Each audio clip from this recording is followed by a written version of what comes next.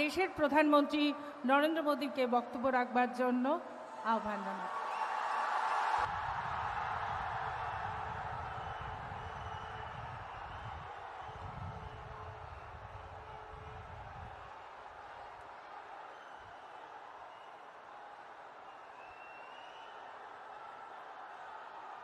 नमस्कार।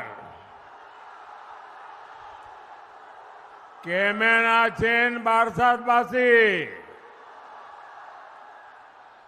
केमन आছেন বসিরহাটবাসী? আপনাদের সকলকে আমার विनम्र श्रद्धा प्रणाम आशीर्वाद से हम सब ने मिलकर साइक्लोन का मुकाबला किया है। साइक्लोन पर लगातार भारत सरकार की नजर थी। मैं भी लगातार संपर्क में था। हमारी एनडीआरएफ और दूसरी टीमों ने अच्छा काम किया है। केंद्र सरकार हर प्रकार से हर संभव मदद राज्य सरकार को दे रही है। भाइयों और बहनों, आज भारत विकसित होने के रास्ते पर चल पड़ा है। इस विकास का सबसे मजबूत पिलर हमारा पूर्वी भारत है। पिछले 10 साल में बीजेपी सरकार ने जितना पूर्वी भारत पर खर्च किया है उतना पिछले 60-70 साल में नहीं हुआ था। एक कुछ बच्चे, जरा एसपी जी और कैमरामैन, ये कुछ बच्चे बहुत बढ़िया बढ़िया तस्वीर बना के लाए हैं। इधर भी एक बेटी कब से खड़ी है, जरा ले लीजिए। आपने एड्रेस लिखा है पीछे? अपना नाम एड्रेस लिख देना, मैं आपको जरूर चिट्ठी भेजूंगा।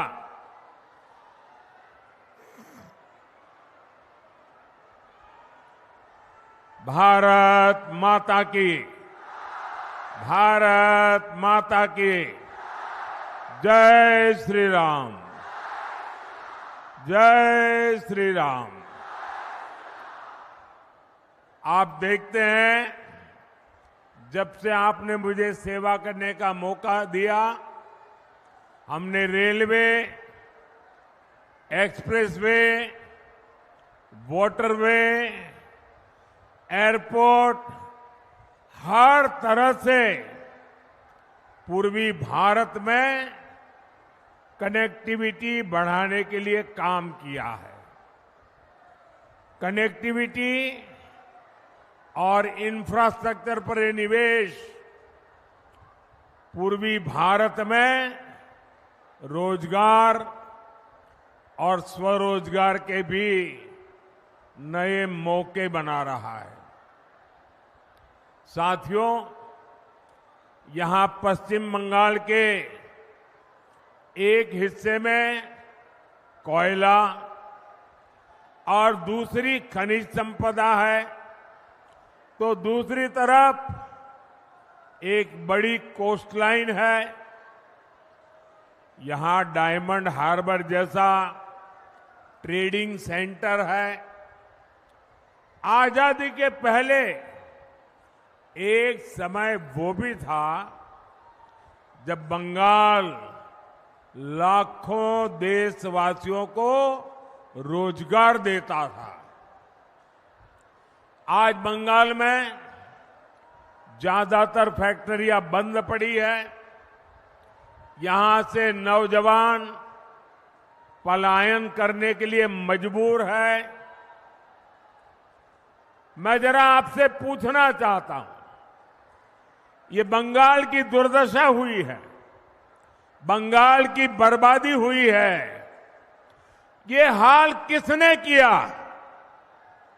मैं आपसे जानना चाहता हूं, ये बर्बादी कौन लाया यहां पर? पहले बंगाल को कांग्रेस ने लूटा, फिर लेफ्ट ने लूटा और अब टीएमसी दोनों हाथों से लूट रही है। कांग्रेस, सीपीएम, टीएमसी तीनों ही पश्चिम बंगाल की गुनहगार है। लोग ये भी जानते हैं कि सीपीएम को दिया हर वोट ये टीएमसी के खाते में जाएगा। ये पर्दे के पीछे टीएमसी और लेफ्ट वो एक ही सिक्के की दो बाजू है। और यहां के मुख्यमंत्री ने घोषणा भी कर दी है कि वो दिल्ली में इनका सहयोग करेगी। इसलिए अब बंगाल पर्दे के पीछे चलने वाले सारे खेल समझ चुका है और इसलिए पश्चिम बंगाल हर कोने से एक ही आवाज आ रही है, फिर एक बार, फिर एक बार, फिर एक बार, फिर एक बार, आभार एक बार, आभार एक बार, आभार एक बार। भाई और बहनों, 10 साल पहले जब आपने मुझे अवसर दिया था तो मैंने गारंटी दी थी, पूरे देश को गारंटी दी थी, न खाऊंगा न खाने दूंगा। याद है ना? मैंने केंद्रीय स्तर पर 10 साल में एक भी घोटाला नहीं होने दिया। अब मोदी देश को और पश्चिम बंगाल को खास एक और बड़ी गारंटी दे रहा है। मोदी की गारंटी है, पहले मैंने गारंटी दी थी न खाऊंगा न खाने दूंगा। अब मेरी गारंटी है, जिसने खाया है उससे बाहर निकालूंगा और जिसका खाया है उसको मैं लौटाऊंगा। ये मोदी की गारंटी है। टीएमसी के नेताओं के पास भी ये जो नोटों के पहाड़ निकले हैं, एक एक रुपये का हिसाब होगा। जिसका लूटा है उसको वापस कैसे मिले, इसके लिए मैं कानूनी रास्ते बना रहा हूं। अब तक लगभग 17,000 करोड़ रुपया, आंकड़ा याद रखेंगे, जो लोगों से लूटा गया था, ऐसे 17,000 करोड़ रुपया उन लोगों को मैं वापस दे चुका हूं, लौटा चुका हूं। बंगाल में भी आपका लूटा हुआ धन आपको वापस मिले, मैं उसके लिए पूरी कोशिश कर रहा हूं। इंडी वाले एक्सरे करने की बात करते हैं, अब मोदी इन भ्रष्टाचारियों की, काले धन की, गंदी कमाई की, अब मैं उसका एक्सरे निकालूंगा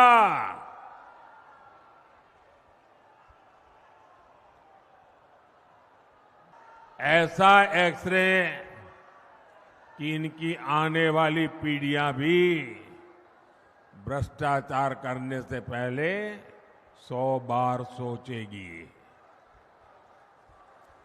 भाइयों,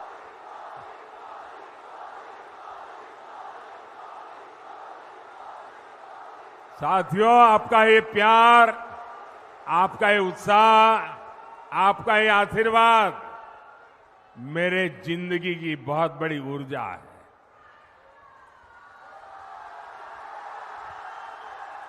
मैं देख रहा हूं यहां आपके पास खड़े रहने की जगह नहीं है। बारिश के कारण तकलीफ हुई कल, और आज इतना बड़ा कार्यक्रम कर रहे हैं आप।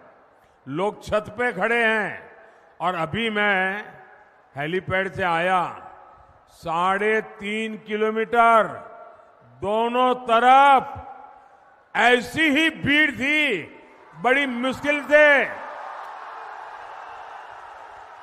यानी ये प्यार, ये उत्साह, मैं आपका ये कर्ज है ना, वो बंगाल का विकास करके कर्ज चुकाऊंगा मैं।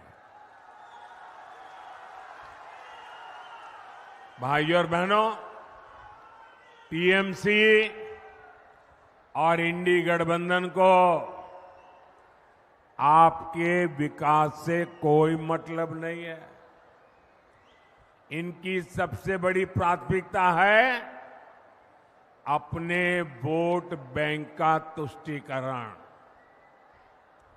देश में संविधान संविधान संविधान, तानाशाही तानाशाही तानाशाही, ये रात दिन चिल्लाने वालों की जमात, ये जो जमात है ना, वो पश्चिम बंगाल में क्या हो रहा है जरा यहां आकर देखो, आपकी बोलती बंद हो जाएगी। बंगाल में टीएमसी ने ओबीसी को जो धोखा दिया, उसकी कलाई कोर्ट ने खोल दी है। कलकत्ता हाई कोर्ट ने कहा है कि 77 मुसलमान जातियों को ओबीसी घोषित करना ये गैर कानूनी है, असंवैधानिक है, संविधान के खिलाफ है। यानी टीएमसी ने लाखों ओबीसी नौजवानों का जो हक मिला था, उनको संविधान ने दिया था, बाबा साहब आंबेडकर ने दिया था, देश की पार्लियामेंट ने दिया था, वो ओबीसी का जो हक था, रातों रात ये वोट जिहाद वालों को मदद करने के लिए इन्होंने लूट लिया है।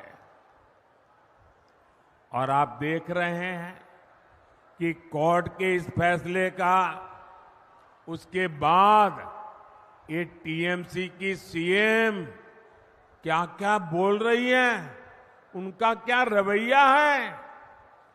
मैं तो हैरान हूं, यहां के जजों की नीयत पर सवाल उठाए जा रहे हैं, हमारी न्याय व्यवस्था पर सवाल उठाए जा रहे हैं, हमारी न्याय पालिका पर सवाल उठाए जा रहे हैं। मैं जरा टीएमसी वालों से पूछना चाहता हूं, अब क्या जजों के पीछे भी अपने गुंडे छोड़ दोगे क्या?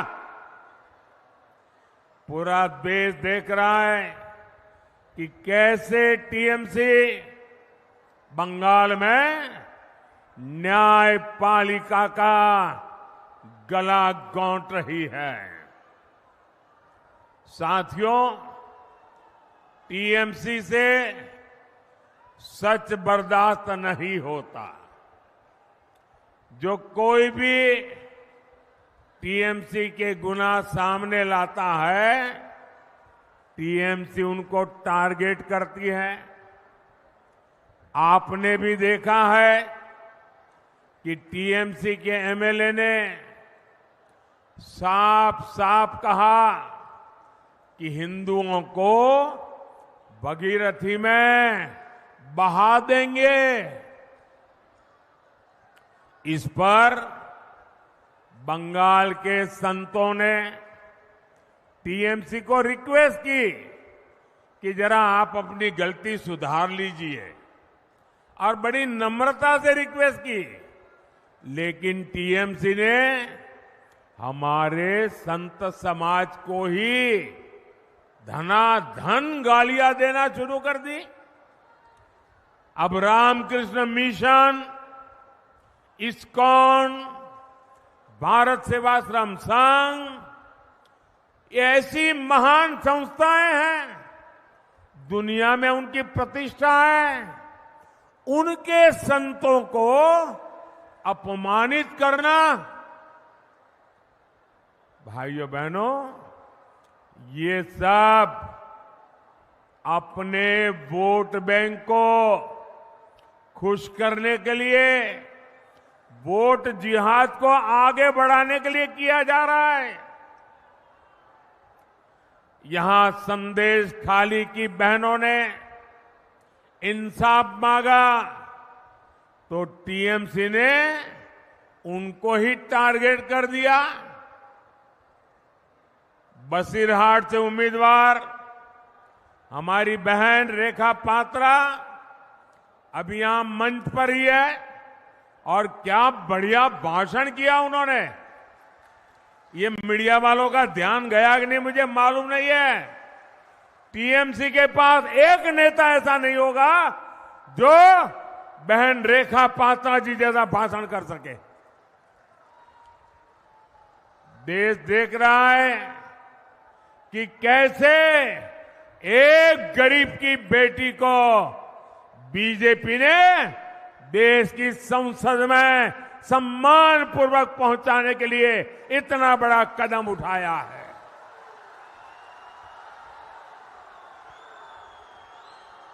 और मुझे विश्वास है ये एक पवित्र कार्य है। ये नारी शक्ति के सम्मान की लड़ाई लड़ रही है। अगर रेखा पात्रा ताकतवर होगी तो हिंदुस्तान की महिलाओं की आवाज वो हिंदुस्तान की संसद में उठाएगी। मैं उनके साहस की, उनकी हिम्मत की सराहना करूंगा। वो टीएमसी की इतनी बड़ी सत्ता से टकरा रही है। वो खुद मां दुर्गा की सच्ची पुजारी लगती है। बंगाल में शाहजहां शेख जैसे अत्याचारियों का हौसला, और ऐसे एक दो नहीं है, हर गली मोहल्ले में ऐसे लोग बैठे हैं। इनका हौसला न बढ़े इसलिए बहन रेखा पात्रा को जिताना बहुत जरूरी है। साथियों, मां माटी मानुष की बात कहने वाली टीएमसी ने मां को भय दिया है, माटी का अपमान किया है। यहां तक कि महिला एमएलए जो टीएमसी के अंदर गुंडागर्दी के खिलाफ बोलती है, उनको भी टारगेट किया जा रहा है। मैं पश्चिमी मेदिनीपुर में केशपुर की माताओं बहनों का एक वीडियो देख रहा था। वो भी टीएमसी के गुंडों से बचाने की गुहार लगा रही है। ऐसी टीएमसी को अपने वोट की ताकत से सजा देना बहुत जरूरी है।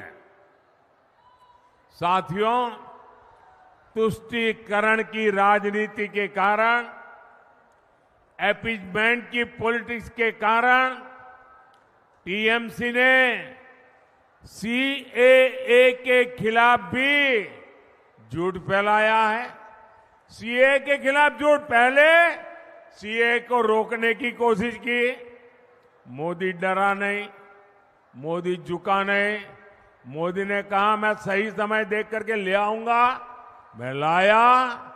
अब उनको हाथ पैर पछाड़ रहे। पहले कहते थे लागू नहीं करूंगे, लागू हो गया।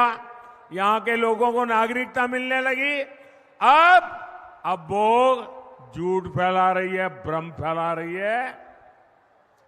लेकिन आज पूरा देश देख रहा है, सैकड़ों शरणार्थियों को नागरिकता मिल चुकी है। किसी से कुछ भी छीना नहीं गया, बल्कि उन्हें नागरिकता दे करके मां भारती के बेटे के रूप में, बेटी के रूप में सम्मान दिया है। इसलिए मतवा साथियों को भी मैं आज यहां आया हूं तो बहुत बहुत बधाई देता हूं। आपको अब भारत की नागरिकता से दुनिया की कोई ताकत रोक नहीं सकती है। और मोदी काम शुरू कर चुका है, नागरिकता देना चल रहा है। और कुछ ही महीनों में आप सबको पूरा काम पूरा भी हो जाएगा। ये नागरिकता देश का संविधान, हमारा कॉन्स्टिट्यूशन दे रहा है। और मैं आपको एक और गारंटी दूंगा, टीएमसी तो क्या, दुनिया की कोई भी ताकत मोदी के एक संकल्प को न हिला सकती है, न डुला सकती है।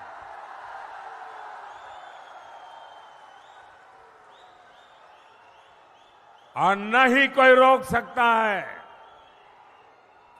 भाई और बहनों, विशेष रूप से हमारी माताओं बहनों को सशक्त करना, ये मोदी की प्राथमिकता है। तभी तो मोदी आज गरीबों को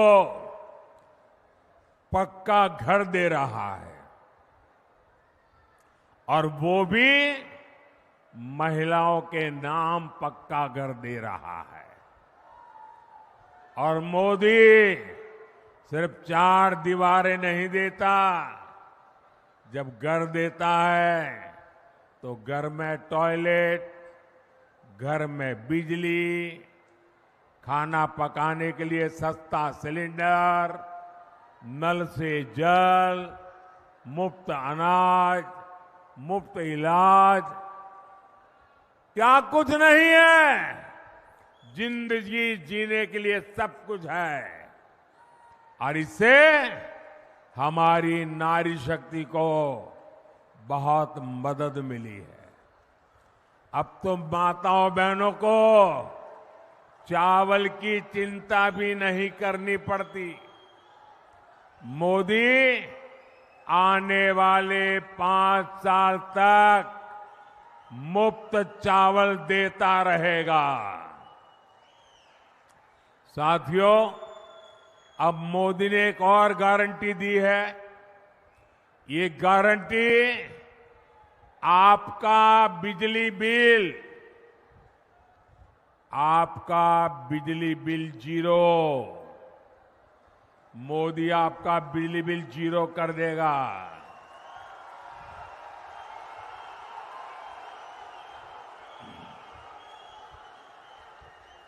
और बिजली बिल जीरो करने के लिए योजना क्या है? पीएम सूर्य घर मुफ्त बिजली योजना शुरू की गई है।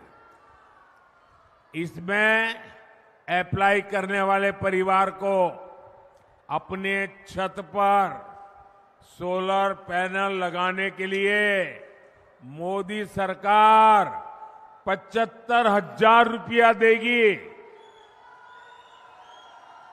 हर घर के लिए 75,000 रुपये। और ये सोलर पैनल से मुफ्त बिजली भी मिलेगी। और जो ज्यादा बिजली होगी वो सरकार खरीदेगी, उसकी कमाई भी होगी। साथियों, मोदी हर आयु के लोगों की चिंता कर रहा है। आज हमारे देश में करीब 6 करोड़ लोग ऐसे हैं जिनकी आयु 70 साल से ऊपर की है। ऐसे अनेकों बुजुर्ग यहां बंगाल में भी है। मोदी ने तय किया है कि ऐसे सभी साथियों को 5 लाख रुपए तक मुफ्त इलाज की सुविधा मिलेगी। लेकिन टीएमसी की सरकार यहां आयुष्मान योजना लागू नहीं होने दे रही है।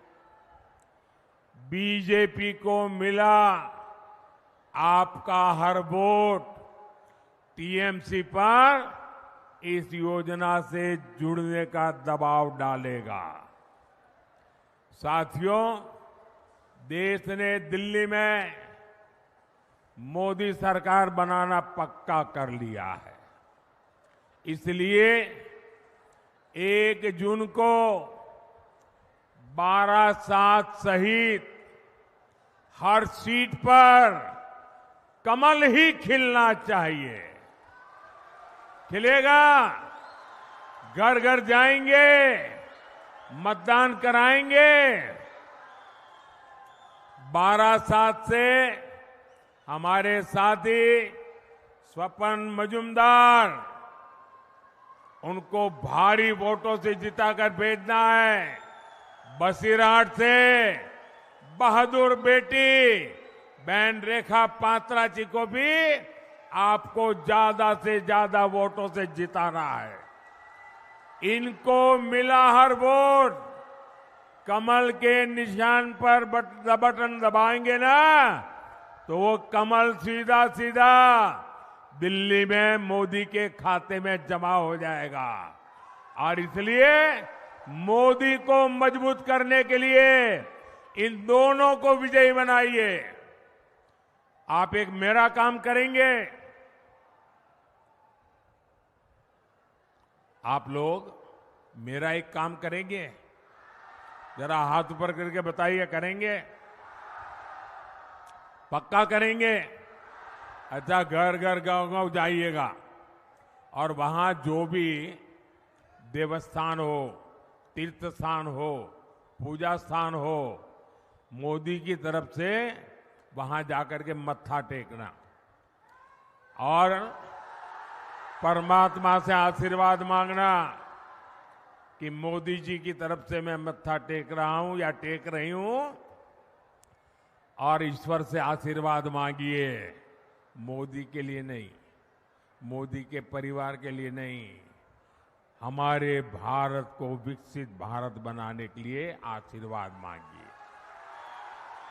जाएंगे आप लोग घर घर, गांव गांव जाएंगे। बोलिए भारत माता की, भारत माता की। बहुत बहुत धन्यवाद।